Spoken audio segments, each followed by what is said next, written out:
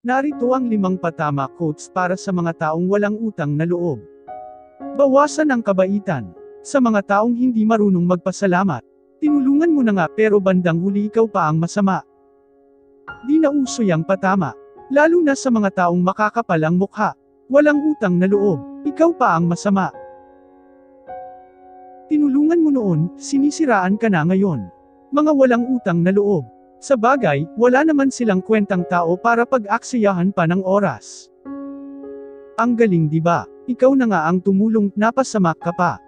Kaya masamang tulungan yung mga taong walang utang na loob. Bandang huli sisiraan ka pa. Walang kwentang tao. Sila yung tinulungan mo na nga pero ikaw pa ang palalabasing masama.